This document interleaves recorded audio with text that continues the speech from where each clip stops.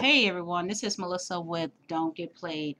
So today we're going to talk about a couple things, mainly North Korea and also the effect that moving our U.S. Embassy to Jerusalem, what effect that has had on our nation and nations around the world. So let's dive into this here. So the headlines is North Korean soldier defects across demilitarized zone. Let's take a look at this.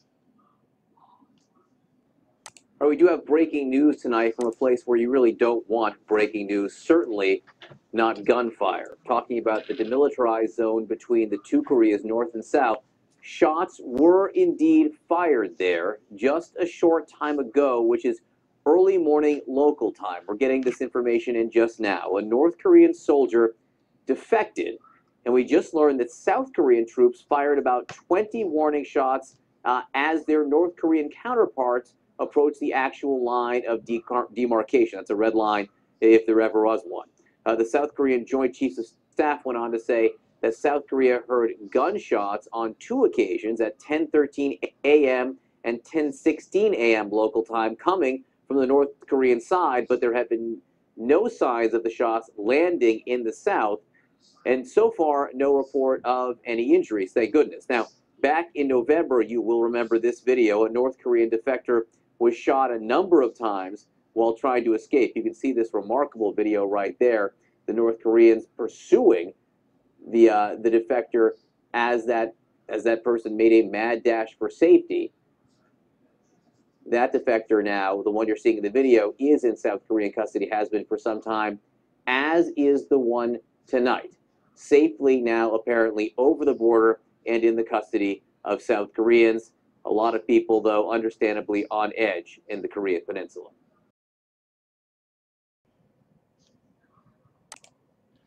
All right, so like you just heard, two defectors from North Korea to South Korea.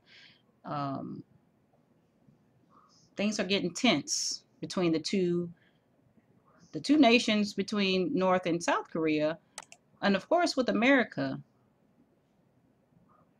What's going on that they have their soldiers defecting? All right, so the next thing we're going to jump into here is the move from Tel Aviv to Jerusalem. So as if you've been following in news, you see that we have moved. Well, we haven't technically moved it yet. We just made an announcement that we're going to move it, and there has been an uproar with all over the world.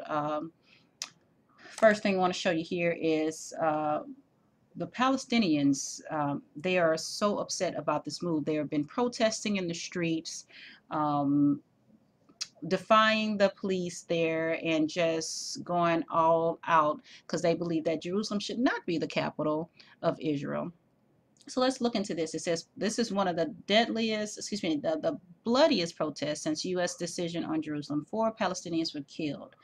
It says here that 4 Palestinians were killed Friday during violent clashes with Israeli security forces, marking the bloodiest day of demonstrations since President Trump sparked outrage across much of the Middle East by declaring Jerusalem the capital of Israel.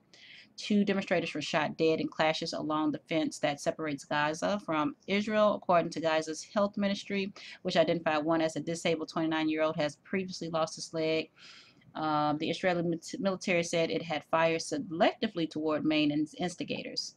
And then 2 others were killed during confrontations in the occupied West Bank. One had stabbed an Israeli officer, according to Israeli police. So Trump's announcements last week that the United States recognize Jerusalem as the capital of Israel will move the U.S. embassy from Tel Aviv, has triggered regular outbursts of violence. So if you haven't been following the news, I'll give you a brief synopsis.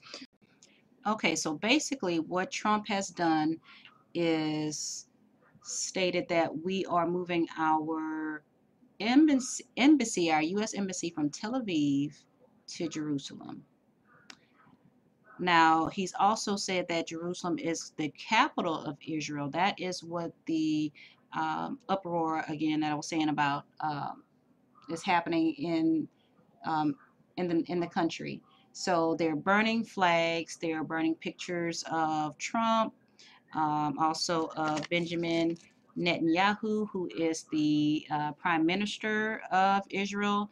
So let's just take a look, couple pictures, a couple looks at what's going on here. So I've already showed you um, the four men that were killed for the protest um, in Palestine. But here are some other pictures that we're looking at. All right, see here, they're burning Trump. Here's Benjamin Netanyahu, Prime Minister, stepping all over the flag, burning it. They're outraged, of course.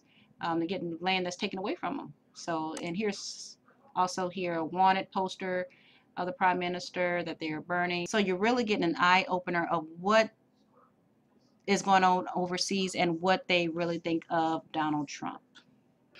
So far, this has been one of the bloodiest protests since that move to Jerusalem. And again, we still have not actually moved our headquarters or our embassy. We just said that we would, but that's not what the outrage is about. It's actually about him announcing Jerusalem as the capital of Israel. All right, so this woman here, this is Nikki Haley. Nikki Haley is our U.S. ambassador to the UN. So she is the one that represents the United States amongst all of the countries that are involved in the UN. So she speaks for us. All right, so next we're going to see Nikki Haley in the UN defending the United States. Um, it's about the actual capital of Israel becoming Jerusalem, but she's making the argument that it's us trying to move our embassy from Tel Aviv to Jerusalem. So that is where she starts to get defensive. So we're going to see what she says about that. The arguments about the president's decision to move the American embassy to Jerusalem have already been made. They are by now well known. The decision was in accordance to U.S. law dating back to 1995, and its position has been repeatedly endorsed by the American people ever since. The decision does not prejudge any final status issues, including Jerusalem's boundaries. The decision does not preclude a two-state solution if the parties agree to that. The decision does nothing to harm peace efforts. Rather, the president's decision reflects the will of the American people and our right as a nation to choose the location of our embassy. There is no need to describe it further. Instead, there is a larger point to make. The United States will remember this day in which it was singled out for attack in the General Assembly for the very act of exercising our right as a sovereign nation. We will remember it when we are called upon to once again make the world's largest contribution to the United Nations. And we will remember it when so many countries come calling on us, as they so often do, to pay even more and to use our influence for their benefit. America will put our embassy in Jerusalem. That is what the American people want us to do. And it is the right thing to do. No vote in the United Nations will make any difference on that. But this vote will make a difference on how Americans look at the UN and on how we look at countries who disrespect us in the UN. And this vote will be remembered. Thank you. All right, so did you guys hear that?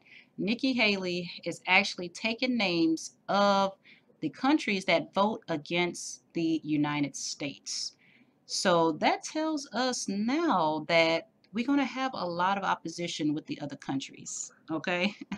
Needless to say, we're taking money away, we're taking that which also contributes to military force, food, all of that for their countries. So you're just going to turn it off on them because they do not agree with you. So instead of peace, sounds like no peace. Well, just wanted to bring y'all a little bit of that information. But again, this is Melissa with Don't Get Played. Like, subscribe, comment, do what you need to do. Have a good one.